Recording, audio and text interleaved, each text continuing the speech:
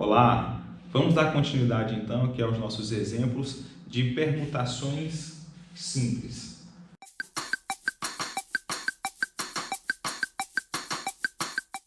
Bom, na aula anterior nós introduzimos esse conceito e nós vimos que se eu tenho um conjunto de n elementos, a quantidade de maneiras de reordená-los ou de ordená-los ou de permutá-los pode ser determinada simplesmente pela expressão P de n igual a n fatorial.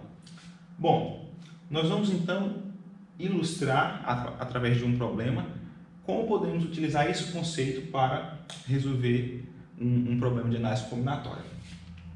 O problema diz o seguinte: de quantos modos 5 rapazes e 5 moças podem se sentar em 5 bancos de 2 lugares cada, de modo que em cada banco fiquem um rapaz e uma moça?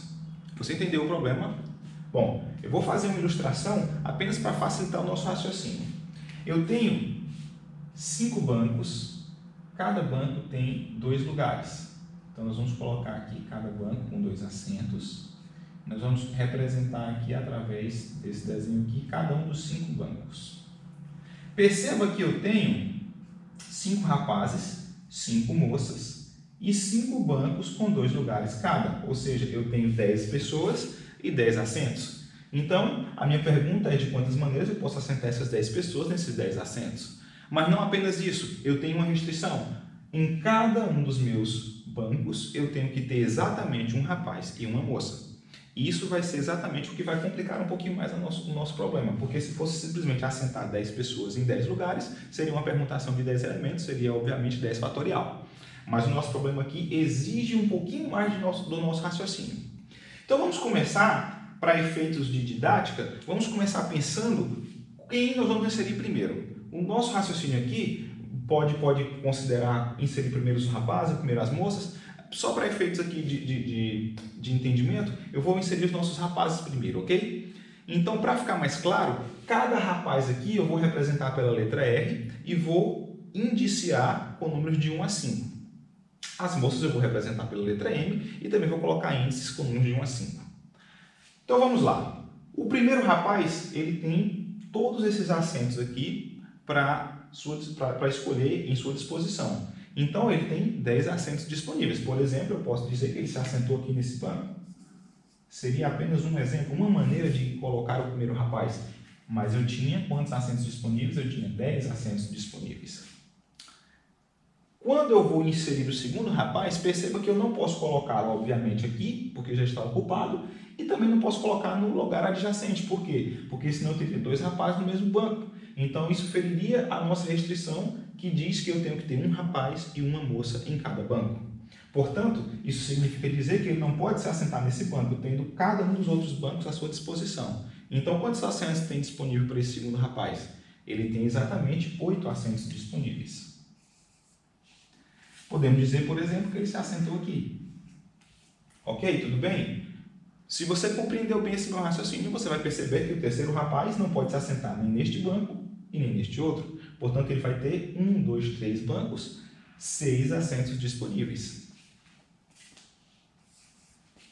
Por exemplo, podemos colocar aqui. O nosso próximo rapaz vai ter quantos bancos disponíveis? 2 bancos, 4 assentos disponíveis. Por exemplo, aqui. E o nosso último rapaz, o rapaz número 5, ele só tem um único banco com 2 assentos disponíveis. Então, ele tem 2 possibilidades.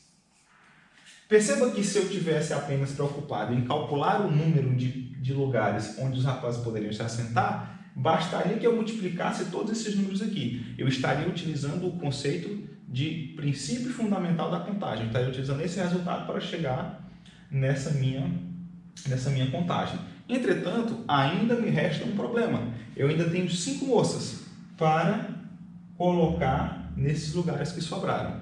Mas perceba, eu tenho 5 moças para colocar em exatamente 5 lugares. Perceba que em cada banco já tem um rapaz. Então, ao colocar as moças, eu já vou estar atendendo a restrição que pede que eu tenha exatamente um rapaz e uma moça em cada banco. Ou seja, agora o problema se tornou bem mais simples, eu não preciso mais me preocupar com essa restrição? Basta eu acomodar essas 5 moças em 5 lugares. Mas isso é exatamente equivalente ao conceito de permutação de 5 elementos. Permutação simples de 5 elementos.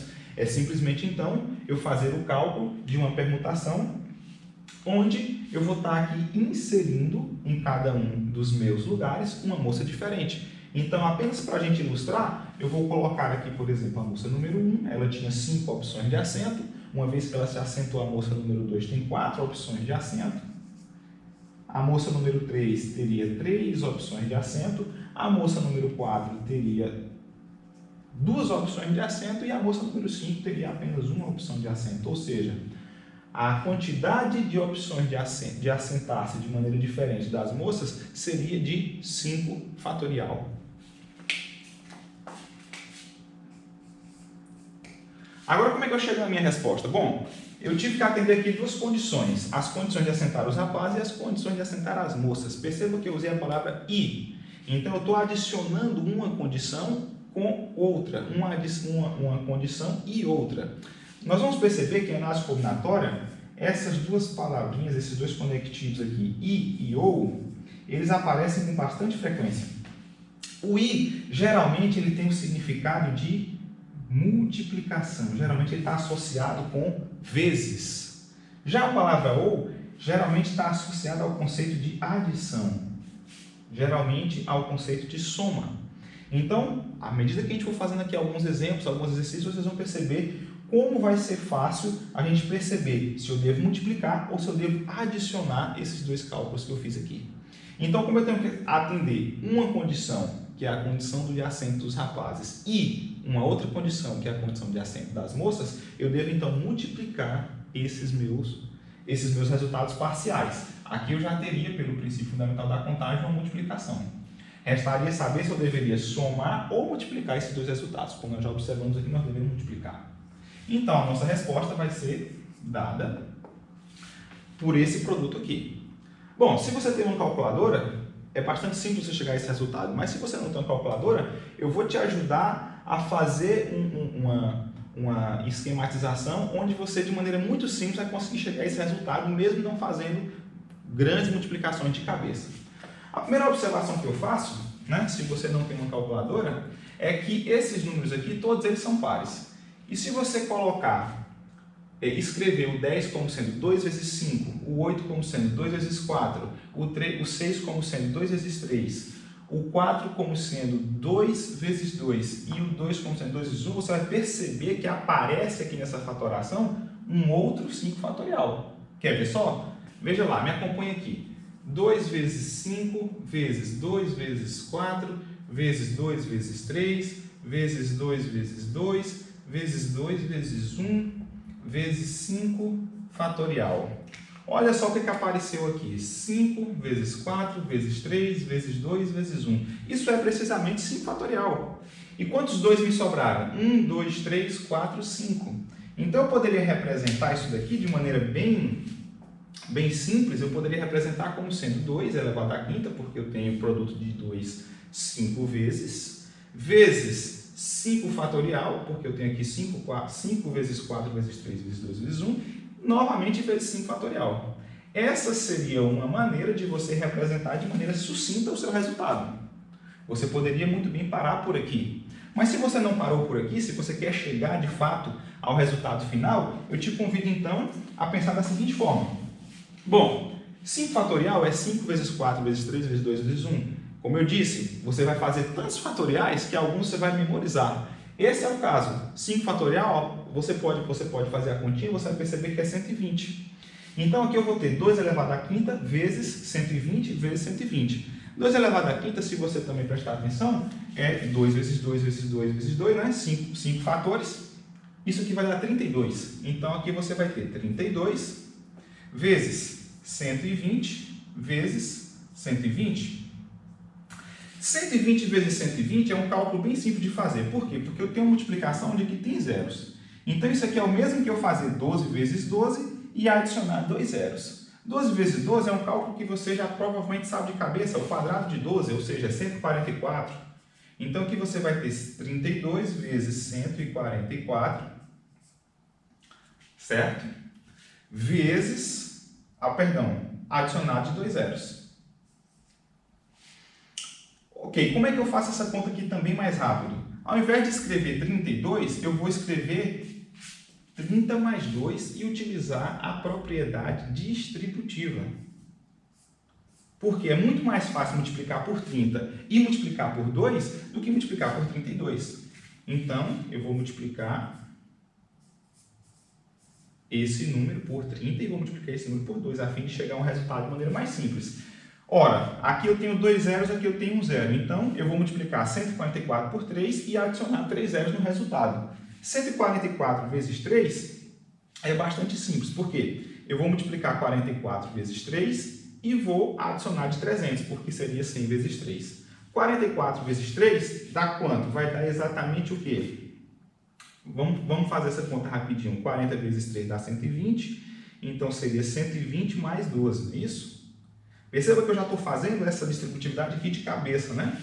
Então seria 120 mais 12, 132.